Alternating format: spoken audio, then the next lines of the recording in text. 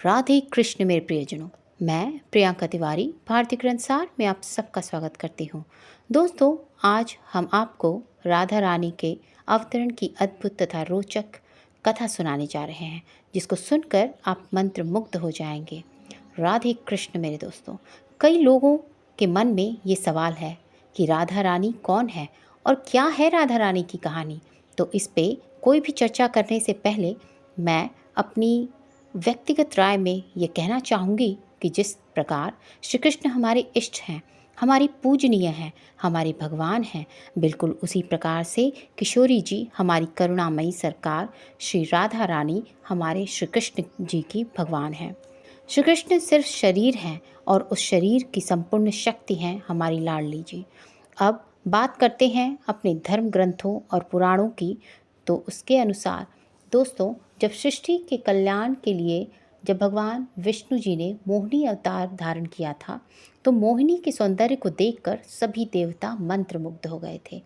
मोहिनी के दिव्य सौंदर्य को देखकर सभी देवों के मन में बस एक ही भाव आ रहा था कि काश ये स्वप्न सुंदरी मेरी पत्नी होती। इसी कामना को लेकर सभी देव मोहिनी के आगे पीछे घूमने लगे। परंतु इन सभी देवों के बीच एक देव ऐसे भी थे जो मोहिनी के रूप को देखकर आसक्त नहीं हुए, बल्कि उनके मन में वात्सल्य भाव जाग उठा कि काश इतनी सुंदर मेरी पुत्री होती। ये देव और कोई नहीं बल्कि पूरे ब्रह्मांड को प्रकाशित करने वाले सूर्यदेव थे, जो मोहिनी को अपनी पुत्री के रूप में पाना चाहते थे। मोहिनी अवतार धारण किए हुए भगवान विष्णु अन्य किसी देवता के भाव से प्रसन्न नहीं हुए, परंतु सूर्य भगवान की मनोभावना को जानकर सूर्यदेव पर प्रसन्न हो गए और सूर्यदेव के पास जाकर उनसे उनकी अभिलाषा पूछी। तब सूर्यदेव ने मोहिनी से कहा, आप मेरी पुत्री बनकर मेरे घर में अवतार लीजिए। जिस पे मोहिनी ने सूर्यदेव को आशीर्वाद दिया कि मेरे जिस मोहिनी रूप को देखकर सभी देव मंत्रमुग्ध हो रहे हैं, लेकिन अब जब मैं आपके घर में आपकी पुत्री के रूप में अवतार लूँगी, तो मेरे उस स्वरूप को देखकर करोड़ों मोहिनी भी मोहित हो जाएंगी। कालांतर में वही सूर्यदेव वृषभानु के रूप में धरती पर अवतरित हुए थे, परंतु अभी तक भगवान ने सूर्यदेव की पुत्री के रूप में अवतार नहीं धारण किया था, जिस वजह से सूर्यदेव ने ब्रह्मदेव को की कठोर तपस्या की और उनसे कहा, हे प्रभु, अपने मोहिनी अवतार के दौरान भगवान विष्णु ने मेरी पुत्री के रूप में अवतरित होने का वरदान मुझे दिया था। तब से मैं 2 बार अवतार ले चुका हूँ, परंतु प्रभु ने अभी तक मेरी पुत्री के रूप में अवतार नहीं लिया है। कृपया आप भगवान विष्णु को अपने दिए हुए वरदान का स्मरण कराएं, ताकि वे शीघ्र ही मेरी पुत्री के रूप में अवतार धारण करें। ब्रह्मा जी सूर्य देव की मनोदशा को समझ गए तथा उनके ये यकीन दिलाने के लिए कि भगवान विष्णु अपना दिया हुआ वरदान अवश्य पूरा करेंगे, ब्रह्मदेव स्वयं वहीं बरसाना पर्वत के ऊपर जाकर विराजमान हो गए और उसके बाद ब्रह्मदेव जी ने ठाकुर जी को अपने दिए हुए वरदान का ध्यान कराया। इस पे ठाकुर जी ने हंसते हुए कहा कि मैं तो सच में अपने दिए हुए वरदान को भूल गया था कि मुझे सूर्यदेव की पुत्री के रूप में अवतरित होना है। जब ब्रह्मा जी कहते हैं कि आपके अवतरण के इंतज़ार में सूर्यदेव घोर तपस्या कर रहे हैं, इसके बाद से ही प्रभु सोच में पड़ जाते हैं, क्योंकि भगवान ने जब मोहिनी रूप धारण किया था तो सूर्यदेव को छोड़कर बाकी सभी देव मोहिनी के रूप पर आसक्त हो गए थे। केवल सूर्यदेव ने ही मोहिनी को देखकर वात्सल्य भाव प्रकट किया था और सूर्यदेव ने भी वरदान में यही मांगा था कि उन्हें ऐसी दिव्य पुत्री की प्राप्ति हो जो मोहिनी की तरह ही सुंदर हो, परंतु उसके रूप को देखकर कोई आसक्त न हो, बल्कि सभी मेरी पुत्री पर सिर्फ वात्सल्य भाव ही प्रकट करें, अर्थात उनकी पुत्री के आगे काम भावना ही हार जाए और वात्सल्य भाव जीत जाए। उधर ठाकुर जी इस विचार में डूब गए कि सूर्य देव की पुत्री का स्वरूप कैसा होगा। यही सोचते हुए ठाकुर जी इधर उधर विचरण कर रहे थे कि तभी उनकी नज़र एक मणि पर पड़ी, जिसमें ठाकुर जी को अपना प्रतिबिंब दिखाई दिया। दोस्तों, ठाकुर जी कभी अपना प्रतिबिंब नहीं देखते हैं। ऐसी मान्यता है कि ठाकुर जी जब भी अपना प्रतिबिंब देखते हैं तो वे स्वयं पर ही मोहित हो जाते हैं। परंतु इस बार जब ठाकुर जी ने अपना प्रतिबिंब देखा तो उन्होंने अपने प्रतिबिंब को स्थिर कर दिया और फिर स्वयं से ही अपने प्रतिबिंब का श्रृंगार करने लगे। सर्वांगी श्रृंगार करने के बाद अब बारी थी श्याम रंग को गौर रंग करने की। और जैसे ही ठाकुर जी ने अपने प्रतिबिंब को श्याम रंग से गौर रंग का किया, ऐसा प्रतीत हुआ जैसे शरद पूर्णिमा कि हजारों चांद का तेज धरती पर उतर आया हो। अचानक से इतना तेज प्रकट होने लगा कि ठाकुर जी ने भी अपनी आँखों को ढक लिया था, और जब प्रभु ने अपनी आँखें खोली तो हमारी प्यारी दिव्य किशोरी का रूप वहाँ प्रकट हो चुका था। ठाकुर जी ने किशोरी जी को प्रणाम किया और वृषभानु और कीर्ति जी के घर पुत्री रूप में अवतरित होने की प्रार्थना की। तो इस प्रकार से हम सभी को महारानी श्यामा जी का अवतार हुआ, और इसी वजह से कहा जाता है कि राधा कृष्ण दो अलग अलग नहीं बल्कि एक ही हैं, क्योंकि हमारी श्यामा जी भगवान से ही अवतरित हुई हैं, और इसलिए भगवान कृष्ण सिर्फ शरीर हैं और उनकी समस्त शक्ति हमारी श्यामा जी हैं। तभी तो कहा गया है कि एक प्राण दो देह। राधा सनसनेई अर्थात दो शरीर होकर भी ये दोनों एक ही हैं, और जहाँ राधा रानी होती हैं वहीं कृष्ण जी भी होते हैं। एक के बिना एक दूसरे का कोई अर्थ नहीं या महत्व नहीं, दोनों लोग ही एक दूसरे के पूरक हैं। दोस्तों, कमेंट में राधे कृष्ण जरूर लिखें। यदि आप हमारे चैनल पर पहली बार आए हैं तो चैनल को सब्सक्राइब कर नोटिफिकेशन बेल को ऑन कर लीजिए, क्योंकि हम आपको ऐसी ही रोचक जानकारी भर वीडियोस हमेशा लाते रहेंगे। भगवान श्री कृष्ण की पराशक्ति और जग जननी श्री राधा रानी ब्रज के कण कण में व्याप्त हैं। श्री कृष्ण का नाम राधा रानी जी के बिना नहीं लिया जाता है। श्री कृष्ण राधा रानी के बिना अधूरे हैं। श्री कृष्ण में शब्द श्री राधा रानी के लिए ही प्रयुक्त हुआ है। दोनों एक ही भाव के दो रूप हैं, एक गौर है तो दूसरा श्याम। भद्र पक्ष की कृष्ण अष्टमी को भगवान श्री कृष्ण का जन्म हुआ तो शुक्ल पक्ष की अष्टमी को उनकी शक्ति श्री राधा जी का जन्म हुआ। राधा अष्टमी को पूरा ब्रज राधे राधे कह उठता है। कथा के अनुसार श्री राधे रानी का जन्म आज से लगभग 5000 साल पवित्र नगरी मथुरा की गोकुल महामन के निकट बरसाने के करीब 50 किलोमीटर दूर रावल गांव ब्रज के राजा ब्रज भानु और कीर्ति देवी के घर हुआ था। ब्रह्म वैवर्त पुराण की एक पौराणिक कथा के अनुसार श्री कृष्ण के साथ राधा रानी गौलोक में रहती थी। एक बार उनकी अनुपस्थिति में कृष्ण अपनी दूसरी पत्नी गिरजा के साथ घूम रहे थे। तभी वहाँ राधा रानी आ गई और गिरजा पर नाराज होकर राधा रानी वहाँ से चली गई। श्री कृष्ण के सेवक और मित्र रामा को श्री राधा रानी का यह व्यवहार ठीक नहीं लगा और वे राधा रानी को भला बुरा कहने लगे, जिससे क्रोधित होकर श्री राधा ने रामा को अगले जन्म में शंखचूर्ण नामक राक्षस बनने का श्राप दे दिया। इस पर श्री रामा ने भी राधा रानी को पृथ्वीलोक में जन्म लेकर 100 वर्ष तक कृष्ण वियोग का श्राप दे दिया। राधा रानी को जब श्राप मिला तब श्री कृष्ण ने कहा था कि तुम्हारे मनुष्य रूप में जन्म तो होगा, लेकिन तुम सदैव मेरे पास रहोगी। इसके बाद राधा रानी की माँ देवी कीर्ति जी, जिन्हें पुत्र रत्न की कामना थी, वो हर रोज़ यमुना में स्नान करते हुए भगवान से एक पुत्री प्राप्ति की कामना किया करती थी। एक दिन जब कीर्ति जी यमुना नदी के पास पूजा कर रही थी, तभी यमुना जी के से एक सुंदर और दिव्य कमल प्रकट हुआ। उस कमल पुष्प से बड़ा ही दिव्य प्रकाश निकल रहा था। देवी कीर्ति और राजा वृषभानु ने देखा कि उस कमल पुष्प के भीतर एक कन्या मुस्कुरा रही है। जिसके नेत्र बंद हैं।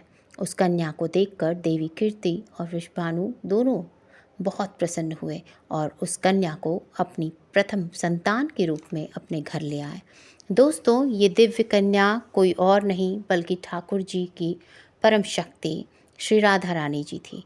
कुछ विद्वान मानते हैं कि राधा रानी का जन्म यमुना के निकट स्थित रावल का ग्राम में हुआ था और बाद में उनके पिता बरसाना में बस गए, लेकिन अधिकतर विद्वान मानते हैं कि राधा रानी का जन्म बरसाना में ही हुआ था। राधा जी के जन्म की सबसे लोकप्रिय कथा यह है कि जब वृषभानु जी को सुनहरे कमल में लेटी हुई राधा रानी मिली तो वृषभानु जी उन्हें घर लेकर आए, लेकिन वो बालिका आंखें खोलने को तैयार ही नहीं थी। पिता और माता ने समझा कि वो देख नहीं सकती, लेकिन प्रभु लीला ऐसी थी कि राधा रानी श्री कृष्ण को ही पहले देखना चाहती थी। अब जब बाल रूप में श्री कृष्ण जी से उनका सामना हुआ तो उन्होंने आंखें खोल दी। भगवान श्री कृष्ण राधा रानी से उम्र में 11.5 महीना छोटे थे और कृष्ण से पहले ही राधा रानी ने जन्म ले लिया था, लेकिन जब तक राधा रानी को भगवान कृष्ण के दर्शन नहीं हुए उन्होंने आंखें बंद रखी। आज भी यह सवाल लोगों को कचोटता है कि राधा और कृष्ण का प्रेम कभी शादी के बंधन में क्यों नहीं बंध पाया। जिस शिद्दत से राधा रानी और कृष्ण ने एक दूसरे को चाहा, वो रिश्ता विवाह तक क्यों नहीं पहुंच पाया। क्यों संसार की सबसे बड़ी प्रेम कहानी विरह की गीत बनकर रह गई। राधा और कृष्ण की प्रेम कहानी सदियों के बाद भी लोगों के दिलों में ताज़ा है। ऐसा प्रेम जिसमें किसी ने कृष्ण भक्ति की राह देखी तो किसी ने इस कहानी को विरह का गीत समझकर गुनगुनाया। राधा और कृष्ण का प्रेम जितना चंचल और निर्मल रहा उतना ही जटिल और निर्मम भी। सदियों से भले ही श्री कृष्ण के साथ राधा रानी का नाम लिया जाता है, लेकिन प्रेम की यह कहानी कभी भी पूरी नहीं हो पाई। यही वजह है कि राधा रानी से सच्चे प्रेम के बावजूद भी श्री कृष्ण ने रुक्मणी को अपना जीवन साथी चुना था। उनकी कुल 8 पत्नियों का जिक्र तो मिलता है, लेकिन उसमें राधा रानी का नाम नहीं है। इतना ही नहीं, कृष्ण के साथ तमाम पुराणों में भी राधा रानी का नाम नहीं मिलता। राधा रानी का नाम भगवत गीता से लेकर महाभारत तक कहीं नहीं मिलता। कहते हैं कि राधा रानी को श्री कृष्ण से विरह का श्राप किसी और से नहीं बल्कि सुदामा से मिला था। वहीं सुदामा को कृष्ण के सबसे प्रिय मित्र थे। सुदामा के इस श्राप के चलते ही 11 साल की उम्र में श्री कृष्ण को वृंदावन छोड़कर मथुरा जाना पड़ा था। श्री कृष्ण और राधा रानी गोलोक में एक साथ निवास करते थे। एक दिन राधा रानी की अनुपस्थिति में श्री कृष्ण गिरजा नामक गोपिका के साथ विहार कर रहे थे। तभी वहाँ राधा आ पहुँची और उन्होंने कृष्ण और गिरजा को अपमानित किया। कृष्ण जी के मित्र सुदामा जी भी वहीं मौजूद थे। उन्हें राधा रानी का यह व्यवहार अच्छा नहीं लगा और उन्होंने राधा रानी को इस व्यवहार के लिए अपशब्द बोले, जिससे क्रोधित होकर राधा रानी ने गिरजा को धरती पर दरिद्र ब्राह्मण बनकर दुख भोगने का श्राप दे दिया और सुदामा को भी कृष्ण से दूर होने का और असुर रूप में धरती पर जन्म लेने का श्राप दे दिया।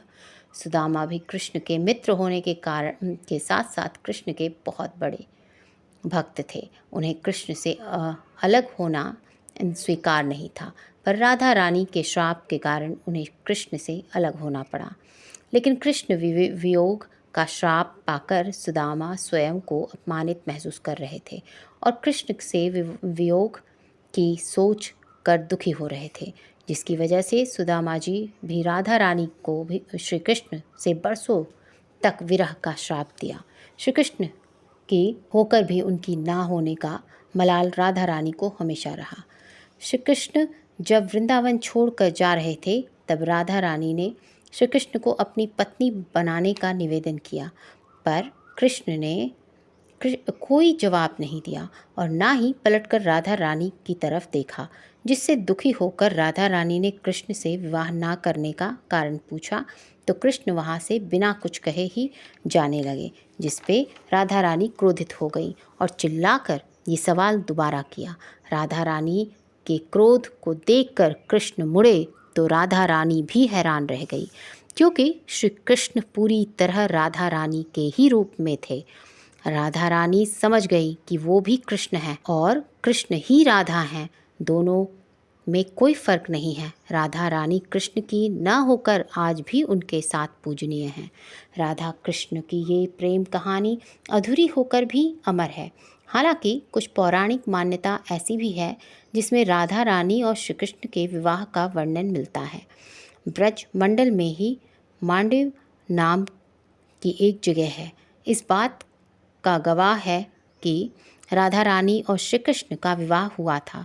ब्रह्मवैवर्त पुराण और गर्ग संहिता में राधा रानी और श्री कृष्ण के विवाह का उल्लेख मिलता है। इसके मुताबिक खुद ब्रह्मा जी ने राधा रानी और श्री कृष्ण का विवाह करवाया था। इस कथा के मुताबिक जब श्री कृष्ण छोटे थे तब नंद बाबा उन्हें गायों को चराने के लिए साथ लेकर गए थे। दिन ढलने के साथ नंद बाबा थक गए, इसलिए वे एक पेड़ के नीचे लेट गए और उनकी आंखें लग गई। कुछ देर बाद उनकी आंखें खुली तो सूरज ढल चुका था और चारों तरफ अंधेरा हो गया था। नंद बाबा डर गए। तभी उन्हें दूर से एक रोशनी दिखाई दी। एक गोपी उनकी ओर बढ़ रही थी। वो गोपी और कोई नहीं, श्री राधा रानी थी। राधा रानी ने देवी का रूप धारण किया था।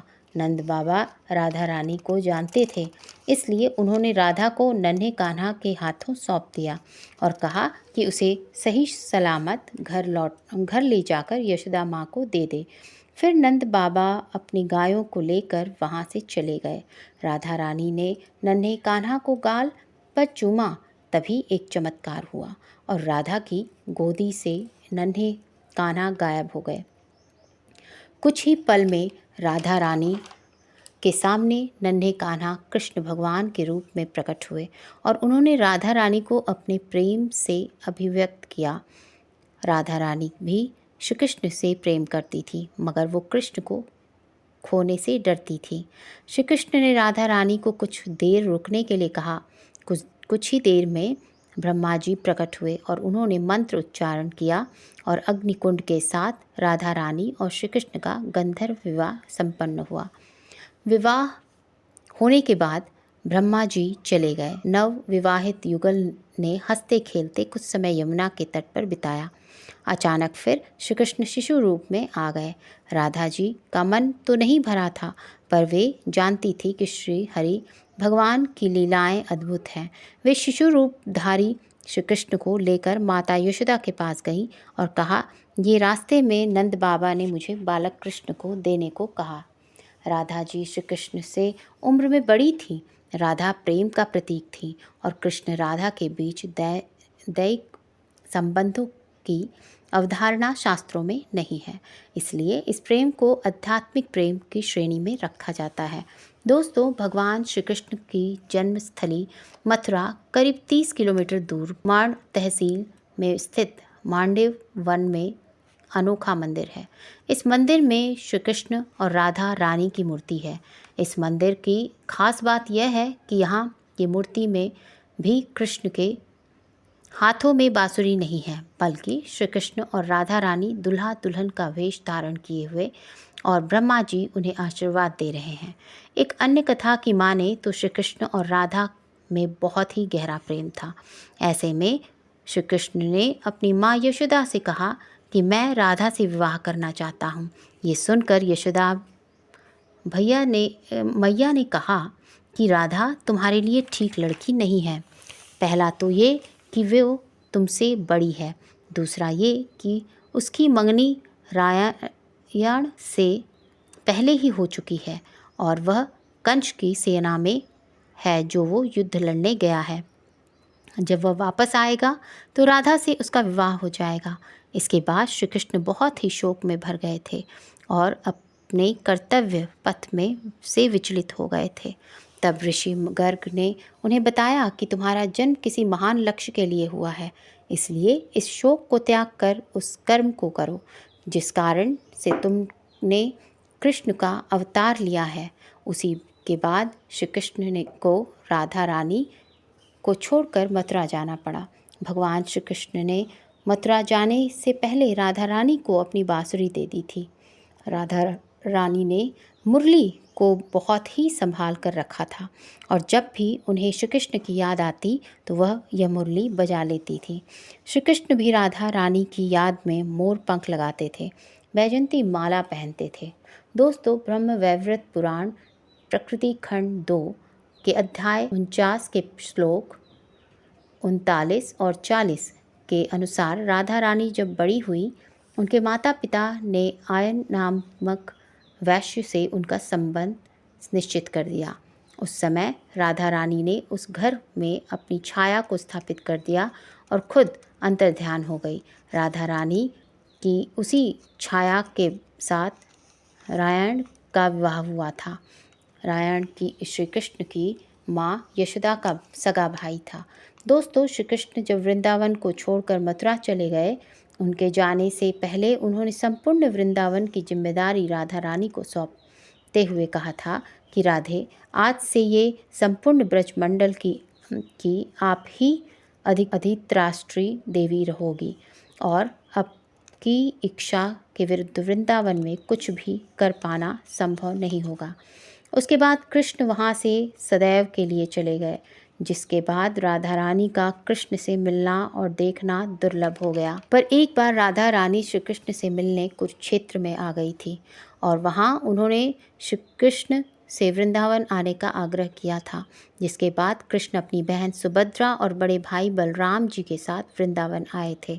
कृष्ण के वृंदावन आने की खुशी में सारा ब्रजमंडल खुशी से झूम उठा था और सभी ने कृष्ण, सुभद्रा और बलराम को रथ पर बिठाकर स्वयं ही रथ को खींचते हुए वृंदावन का भ्रमण करवाया था और इसी के बाद से वृंदावन और जगन्नाथपुरी में रथ यात्रा की शुरुआत भी हुई थी। इसके बाद श्री कृष्ण और राधा रानी की अंतिम मुलाकात द्वारिका नगरी में हुई थी।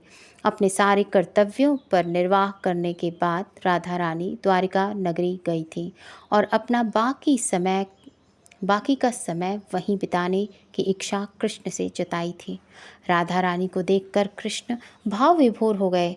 राधा रानी को अपने महल में ही देविका के पद पर नियुक्त कर लिया था। राधा रानी वहाँ अपनी देविका के कर्तव्य का पालन करती थी। कभी कभी कृष्ण के दर्शन भी कर लेती थी, पर समय के साथ श्री कृष्ण अपने राजकाज में बहुत ज़्यादा व्यस्त हो चुके थे, जिस कारण वो राधा रानी से नहीं मिल पाते थे। राधा रानी को ये दुख और भी विचलित करता था, जिसके बाद राधा रानी ने अंत में द्वारिका महल को भी छोड़ दिया और एकांत में जीवन व्यतीत करने लगी। द्वारिका से जाने के पूर्व राधा रानी ने श्री कृष्ण से वचन लिया कि वो जब भी कृष्ण को याद करेंगी तो कृष्ण को उनके पास आना ही होगा। जिसके बाद राधा रानी वहाँ से चली गई और एकांत का जीवन व्यतीत करने लगी।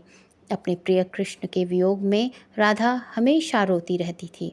देखते ही देखते वो समय भी आ गया जब राधा रानी को अपनी लीला समाप्त करनी थी और यही वो समय था जब राधा रानी ने श्री कृष्ण को याद किया।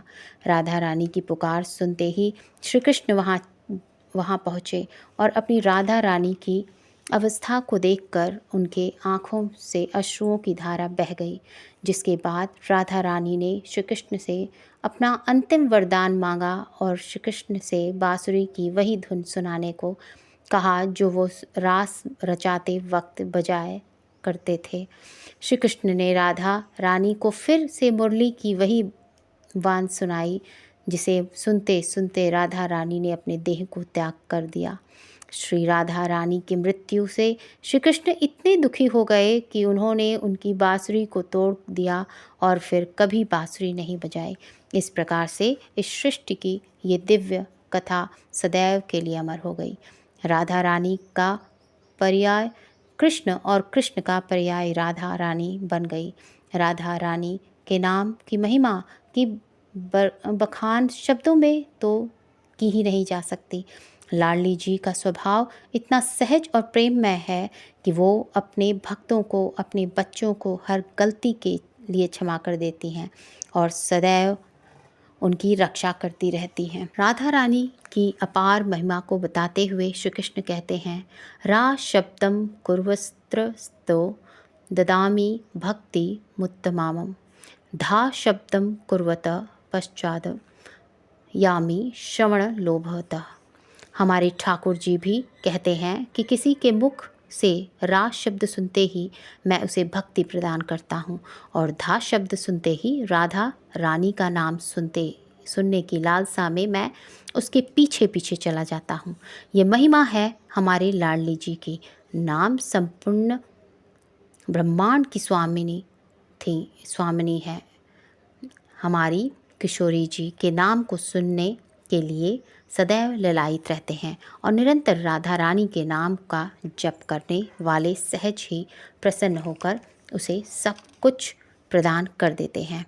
हमारे ठाकुर जी कहते हैं, मम नाम सदैव नैव राधा नाम सकृत समम, यह समृते सर्वदा राधा न जाने तस्य की फलम। जिस भक्त ने मेरे 100 नाम का स्मरण किया और श्री राधा रानी का एक बार नाम लिया, दोनों का फल एक समान होगा। लेकिन जो भक्त सर्वदा राधा नाम का जाप करते हैं, उनको क्या फल मिलता है मैं भी नहीं जानता। श्री राधा रानी को श्री कृष्ण बल्लभा कहा जाता है। श्री कृष्ण की भी अधिरात्री देवी हैं। श्री कृष्ण से मिलने की जो राह बताते वह है राधा रानी। राधा रानी के नाम के बिना श्री कृष्ण का नाम भी अधूरा माना जाता है। राधा नाम जपने से श्री कृष्ण जल्दी प्रसन्न हो जाते हैं। राधा रानी के नाम की महिमा है कि माना जाता है कि रा सुनते ही सभी रोग मिट जाते हैं और धा सुनते ही सब बंधन छूट जाते हैं। ऋग्वेद के परंपरा के राधो परिषद में सनकादि ऋषियों ने जब ब्रह्मा जी से शक्ति के विषय में प्रश्न किया, तब ब्रह्मा जी ने वृंदावन अधीश्वर श्री कृष्ण को सर्वेश्वर स्वीकार करते हुए उनकी प्रिय शक्ति श्री राधा रानी को सर्वश्रेष्ठ और आह्लादिनी शक्ति कहा है। भगवान श्री कृष्ण द्वारा आधारित होने के कारण उनका नाम राधिका पड़ा। श्री कृष्ण परब्रह्म परमात्मा है और राधा रानी उनकी शक्ति है। कृष्ण और राधा एक ही हैं। कृष्ण शब्द है तो राधा अर्थ है, कृष्ण गीत है तो राधा संगीत है, कृष्ण वंशी है तो राधा स्वर है, कृष्ण समुद्र है तो राधा तरंग है, कृष्ण फूल है तो राधा सुगंध है। नारद पंचरात्र के ज्ञानाम के अनुसार राधा और कृष्ण एक ही शक्ति के दो रूप हैं। पद्म पुराण में कहा गया है कि राधा रानी श्री कृष्ण की आत्मा है, श्री कृष्ण की ही राधा जी के पति हैं। गौलोक जहाँ श्री कृष्ण राधा जी के पति के रूप में निवास करते हैं, वहीं लोक सब लोकों में सबसे ऊपर है। श्रीमद् देवी भगवत ग्रंथ में बताया गया है कि भगवान श्री कृष्ण उस भक्त की पुकार अवश्य सुनते हैं जो राधा रानी का नाम रटते रहते हैं। इसलिए जब भी श्री कृष्ण और राधा रानी की बात होती है तो सबसे पहले राधा रानी जी का ही नाम लिया जाता है। राधा रानी हो या फिर श्री कृष्ण, भक्तगण इन्हें राधा कृष्ण ही कहकर पुकारते हैं। पुराणों के अनुसार भगवान श्री कृष्ण ने स्वयं कहा था, राधा रानी जी उनकी आत्मा में बसती हैं। भगवान श्री कृष्ण केवल राधा रानी जी का नाम सुनने मात्र से ही अत्यंत प्रसन्न हो जाते हैं। श्री ठाकुर जी ने कहा है कि जो व्यक्ति केवल कृष्ण नाम रटता है वह सिर्फ अपना समय नष्ट करता है। यदि मुझे पाना है तो मुझसे पहले राधा रानी को बुलाओ, क्योंकि जहाँ राधा रानी होगी वहाँ मैं अपने आप ही चला आऊँगा। इसलिए श्री कृष्ण को अगर बुलाना है तो श्री राधा रानी को बुलाओ, क्योंकि जहाँ राधा रानी जी होंगी वहीं श्री कृष्ण स्वयं चले आएंगे।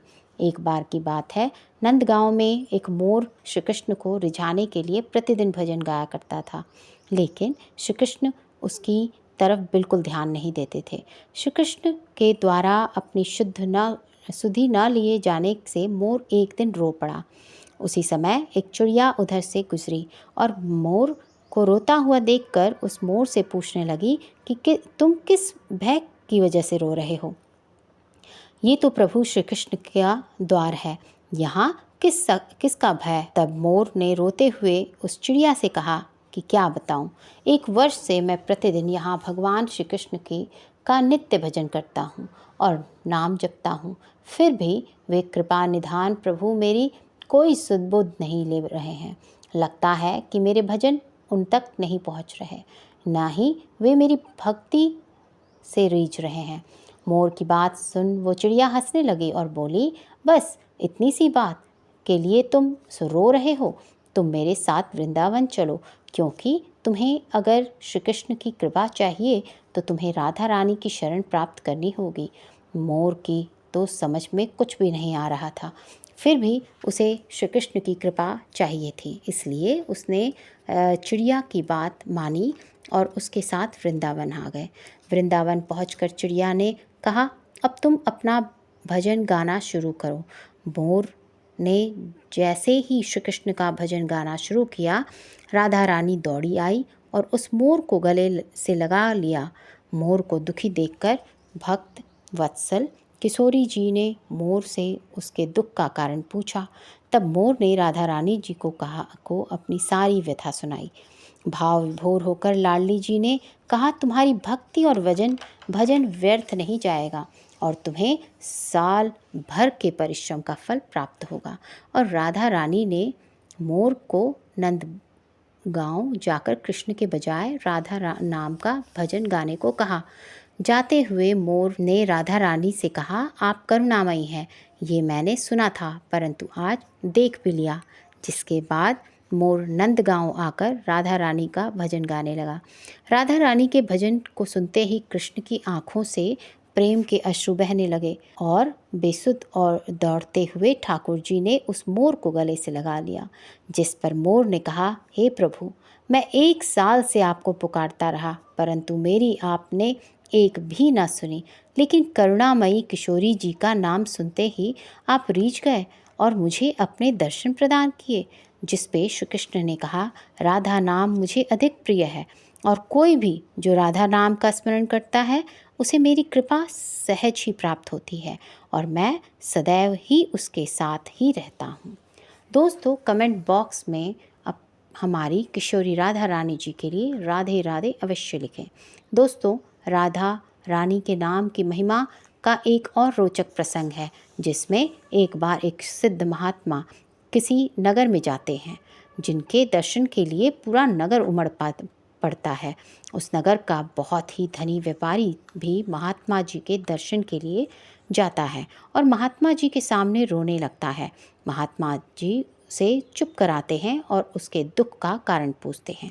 जब व्यापारी उन्हें बताता है कि महाराज, मेरा एक ही पुत्र है जो पूरी तरह से नास्तिक हो चुका है, वो किसी भी दशा में भगवान का नाम नहीं लेता, जिस वजह से मुझे सदैव चिंता रहती है कि मेरे बाद उसका जीवन यापन कैसे होगा और उसका परलोक कैसे सुधरेगा। महात्मा ने व्यापारी के पुत्र से मिलने की इच्छा जताई, जिस पे सेठ महात्मा को लेकर अपने घर गया और उनकी खूब आवभगत की। इसी बीच व्यापारी अपने पुत्र को भी महात्मा से मिलवाता है। महात्मा व्यापारी के पुत्र को समझाते हुए राधा राधा बोलने को कहता है, पर व्यापारी का पुत्र बार बार कहता है कि किसी भी देवी देवता का नाम मैं क्यों लूँ, परंतु महात्मा उसे बार बार राधा राधा बोलने को प्रेरित करते हैं। उससे गुस्सा हो एक बार वो लड़का बोलता है कि अरे, मैं क्यों बोलूँ राधा राधा, इससे मेरा क्या लाभ होगा। इतना सुनते ही महात्मा मुस्कुराने लगे और व्यापारी से कहते हैं कि चिंता छोड़ दे, तेरे पुत्र का लोक परलोक दोनों सुधर चुका। व्यापारी को कुछ समझ नहीं आता।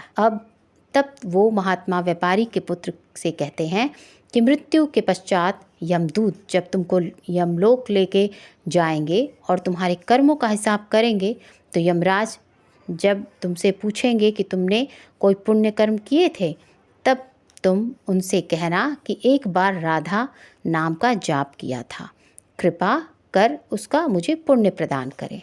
अपनी आयु भोग कर जब वह लड़का यमपुरी में पहुंचा तो यमराज उसके कर्मों का हिसाब करते हुए उससे पूछते हैं कि क्या तुमने कभी कोई पुण्य कर्म किया है। इस पर वह बच्चा कहता है कि मैंने एक बार राधा नाम का स्मरण किया था, कृपया मुझे राधा नाम बोलने का पुण्य प्रदान करें। यमराज भी विस्मित हो गए, क्योंकि यमराज को भी राधा नाम बोलने से क्या पुण्य प्राप्त होगा यह नहीं पता था। अंततः यमराज ने अपनी पालकी मंगाई और उस लड़के को लेकर इंद्रदेव के पास जाने लगे। पर वो लड़का जिद करने लगा कि मैं यहाँ से तभी जाऊँगा जब आप इस पालकी को खुद उठाएंगे। जिसके बाद यमराज खुद पालकी लेकर इंद्रदेव के पास पहुँचे और पूछा कि एक बार राधा नाम लेने का क्या फल प्राप्त होता है। इंद्रदेव ने भी कहा कि पता तो मुझे भी नहीं है, लेकिन ब्रह्मदेव को ज़रूर पता होगा।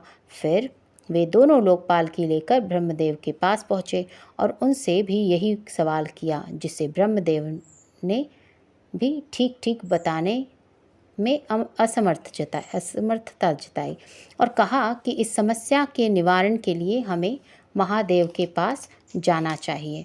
उन्हें राधा नाम की महिमा का पुण्य क्या होता है ज़रूर पता होगा। तो क्या था, यमदेव, इंद्रदेव और ब्रह्मदेव लेकर पहुंच गए देवों के देव महादेव के पास।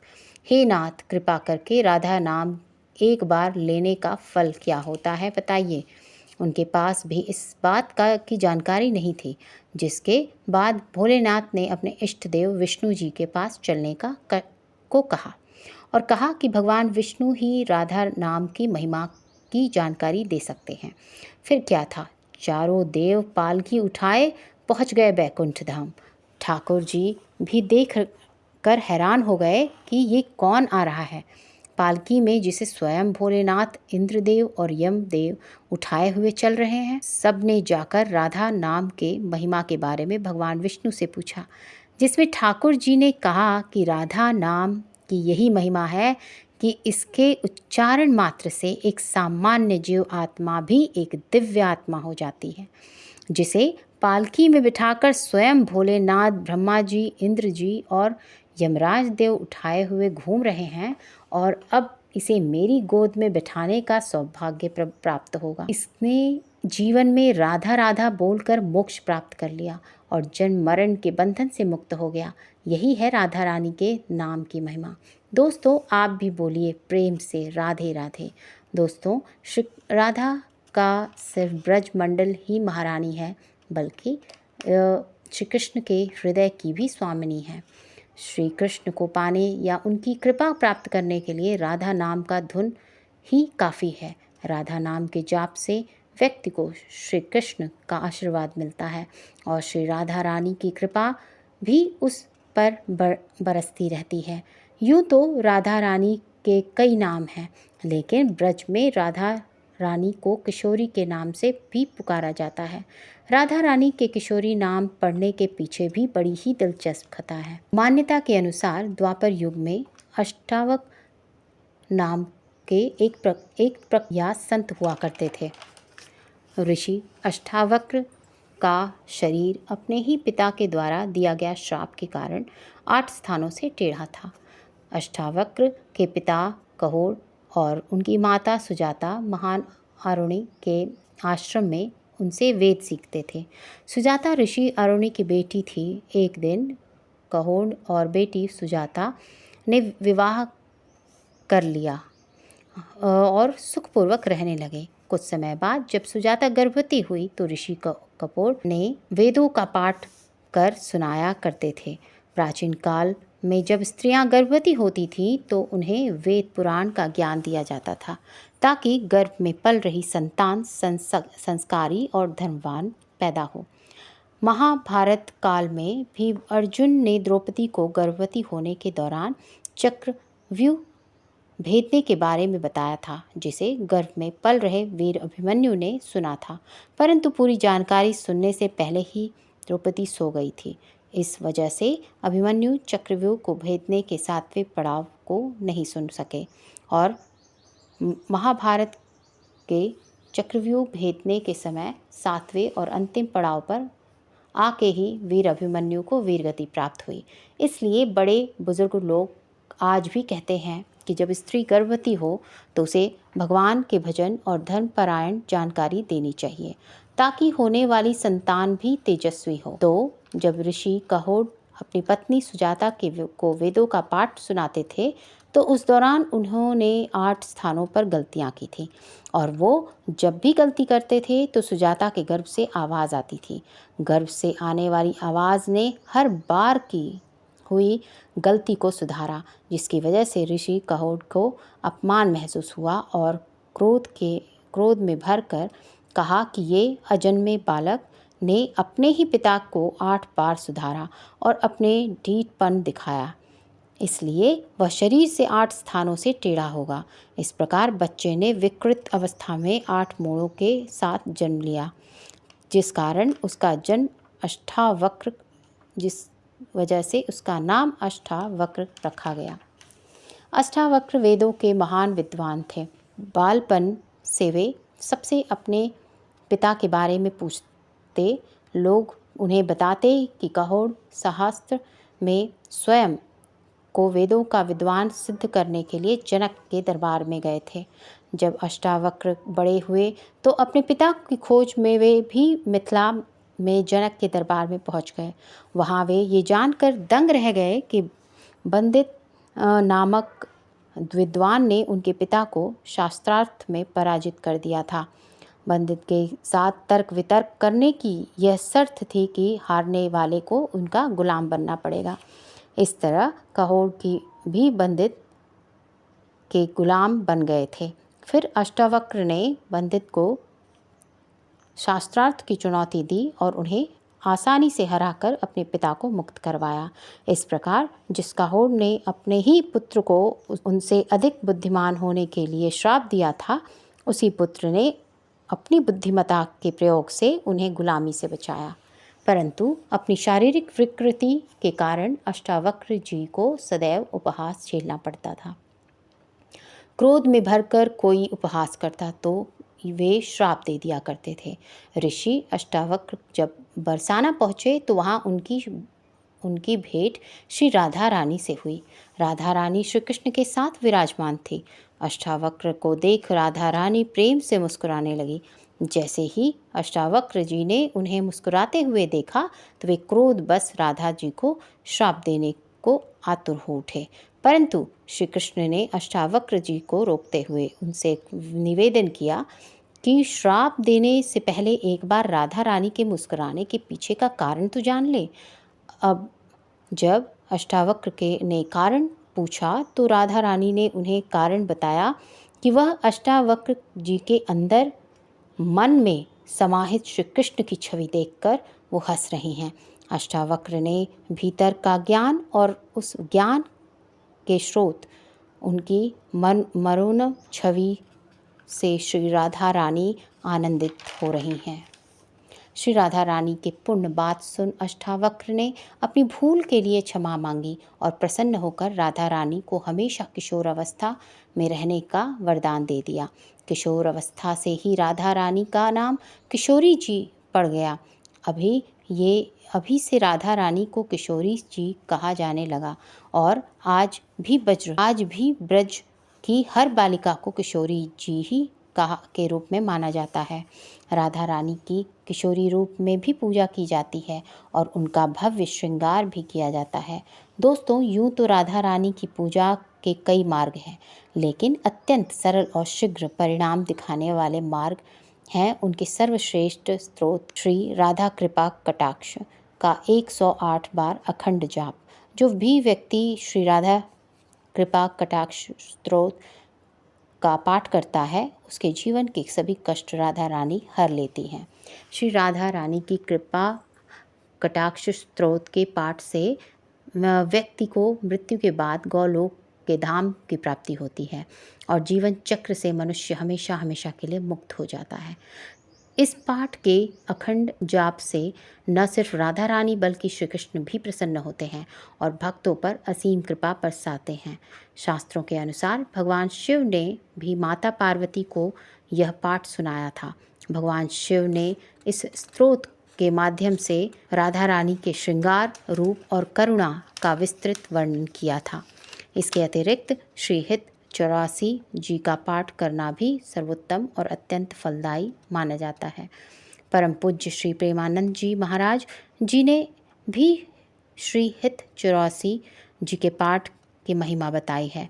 श्री प्रेमानंद जी महाराज जी के अनुसार यदि कोई व्यक्ति श्री हित 84 जी का पाठ नियमित रूप से कर लेता है तो वह भवबंधन से मुक्ति पा लेता है और धरती पर जीवित रहते हुए भी उसे सभी प्रकार के सुख प्राप्त हो जाते हैं। श्री 84 जी के श्लोकों का पाठ करना अपने आप में संपूर्ण साधना है। वह श्री जी के को प्रसन्न करने और सुनिश्चित तरीका है। श्री 84 जी का एक एक शब्द दिव्य और व्यक्ति को प्रिया प्रियतम की नित्य क्रिया में डुबाने की क्षमता रखता है। यदि नियमित और प्रेम पूर्वक श्री 84 जी का पाठ किया जाए तो न केवल हमें जन्म और मृत्यु के बार बार के चक्कर से मुक्ति मिलती है बल्कि हमें लाडली लाल की व्यक्तिगत सेवा से भी भाग लेने की अनुमति मिलती है। जिन लोगों को 84 जी का पाठ करने या सुनने का अवसर मिलता है वे सबसे अधिक भाग्यशाली हैं। दोस्तों, अगर आप 84 जी का पाठ या श्री राधा जी का कटाक्ष स्तोत्र का पाठ नहीं कर पाते तो यदि आप सिर्फ कृष्णाय वासुदेवाय हरे परमात्मने प्रणतक्लेशनाशाय गोविंदाय नमो नमः मंत्र का महामंत्र का जाप करते हैं तो भी आपको प्रिया प्रियतम जी की विशेष कृपा प्राप्त हो जाएगी। दोस्तों, आज की वीडियो में बस इतना ही।